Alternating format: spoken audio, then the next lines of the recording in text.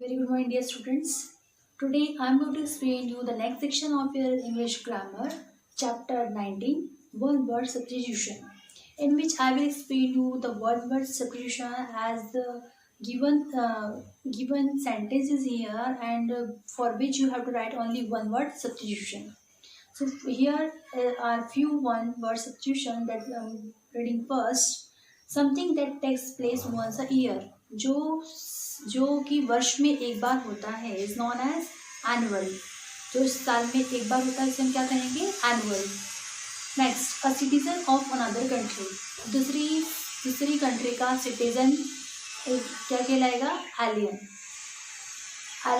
Animals that live on land as well as in water. ऐसे animals जो कि land पर भी रहते हैं और वाटर में भी रहते हैं is known as amphibians. Government by official means official government से कहलाती है, ब्यूरोक्रेसी कहलाती है. One who can not pay off his debts. एक व्यक्ति जो कि अपना कर्ज नहीं चुका पाता क्या कहलाता है? बैंकक्रप्ट कहलाता. An instrument use for measuring atmospheric pressure. एक इंस्ट्रूमेंट जो कि एटमॉस्फेरिक प्रेशर को मेजर करने के लिए यूज किया जाता है, बैरोमीटर कहलाता है. An animal that it's flash. एक एनिमल्स जो क्या खाते हैं? फ्लैश खाते हैं, क्या कहलाते हैं? कार्निवोर्स कहलाते हैं. A list of names of books और आइटम्स. कोई किसी भी a list of names of books और आइटम्स, किसी बुक्स की लिस्ट या फिर किसी आइटम्स की लिस्ट जो होती है वो क्या कहलाती है? कैटलॉग कहलाती है.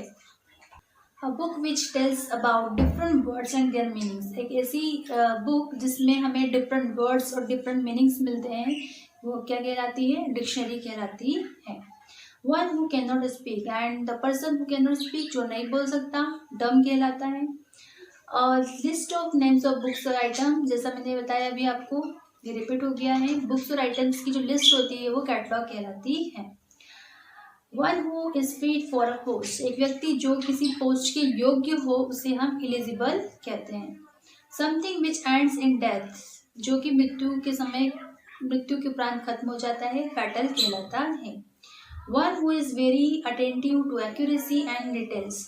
एक ऐसा व्यक्ति जो कि बहुत अटेंटिव होता है एक्यूरेसी एंड डिटेल्स के लिए, क्या कहलाता है?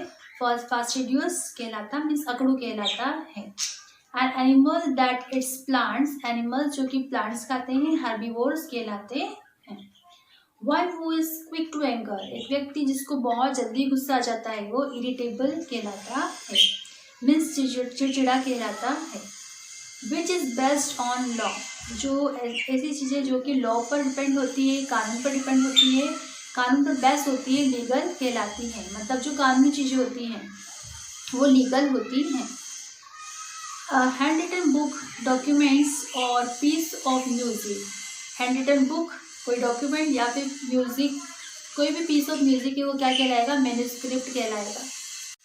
विच moves from one place to another. जो एक प्लेस से दूसरी प्लेस तक जाते हैं वो माइग्रेटरी कहलाते हैं.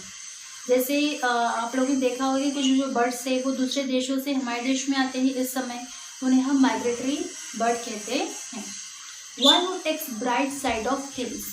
एक ऐसा व्यक्ति जो कि हर चीज़ को ब्राइटली लेता है वो क्या कहलाता है? ऑप्टिमिस्ट यानी आशावादी कहलाते हैं. मतलब वो कभी भी लाइफ में संघर्षों को देखकर हारता नहीं है, वो ऑप्टिमिस्ट कहलाता है.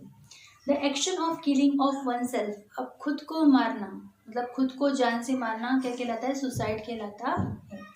One who watches at a show, game etcetera. कोई भी व्यक्ति जो कि कोई शो देखते हैं या कोई भी गेम देखते हैं वो क्या कहलाते हैं? स्पेक्टेटर कहलाते हैं. Something through which light can pass.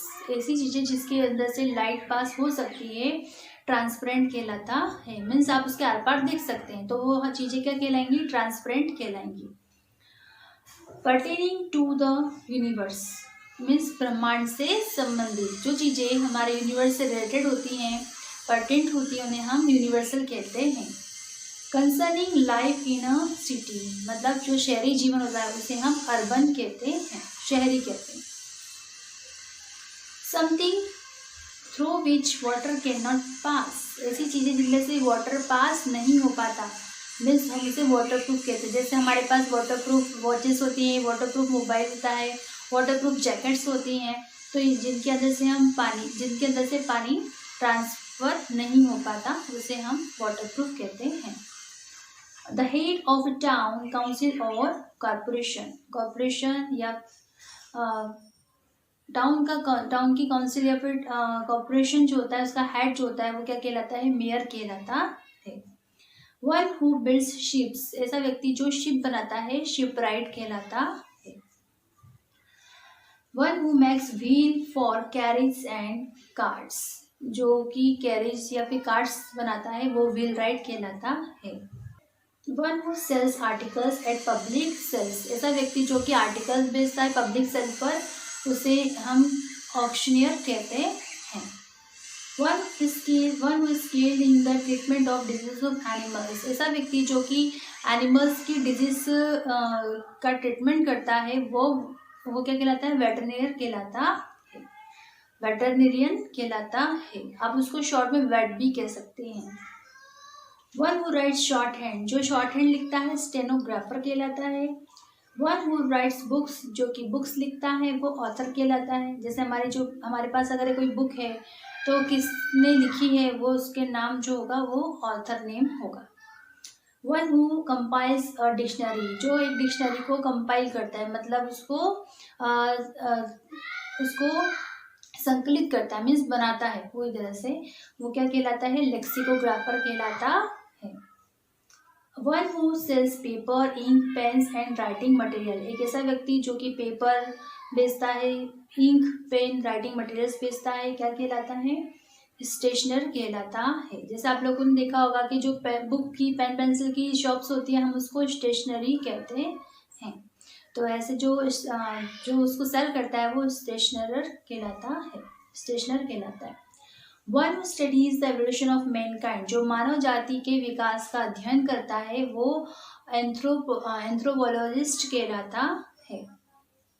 One who studies the working of the human mind, जो कि ह्यूमन माइंड मतलब मनुष्य के मस्तिष्क का, मनुष्य के दिमाग की स्टडी करता है, वो साइकोलॉजिस्ट कहलाता है। The treasurer of a college और यूनिवर्सिटी, मीन्स कॉलेज या यूनिवर्सिटी का जो कोषाध्यक्ष है, वो बर्सर कहलाता है। One who devotes his service और wealth for the love of mankind, जो मनुष्य के प्रेम पाने के लिए अपनी सर्विस, अपनी वेल्थ और अपना जो सर्विस है, जो ड्यूटी है, वो करता है लोगों से प्रेम पाने के लिए, वो फिलेंथ्रोपिस्ट कहलाता है। One who runs away from justice और द लॉ, जो कानून से भागता है, न्याय से दूर भागता है, वो फ्यूजिटिव कहलाता है। One who is banished from his home और हिज कंट्री, एक ऐसा व्यक्ति जो अपने घर से या अपने देश से गायब हो जाता है, कहीं दूर चले जाता है, जिसका कुछ अता पता नहीं होता, वो एग्जाइल कहलाता है। One who dies for noble cause, जो कि एक नेक काम के लिए, अच्छे काम के लिए मर जाता है, जैसे देश के लिए जो अपनी लाइफ को सेक्रीफाइस कर देते हैं। जैसे कि आप लोगों ने बहुत सारे सोल्जर्स के नाम पढ़े हैं, हमारे जो ग्रेट वॉरियर्स हैं, उनके नाम आपने पढ़े हैं, तो ये मार्टियर्स कहलाते हैं। One who retires from society to live a solitary life, जो अपना एक एकांत जीवन जीने के लिए अपने समाज से रिटायरमेंट ले लेता है, मतलब सामाजिक जीवन को छोड़ना चाहता है और एकांतवास जीवन जीना चाहता है, वो रिकल्स या फिर हर्मिट कहलाता है।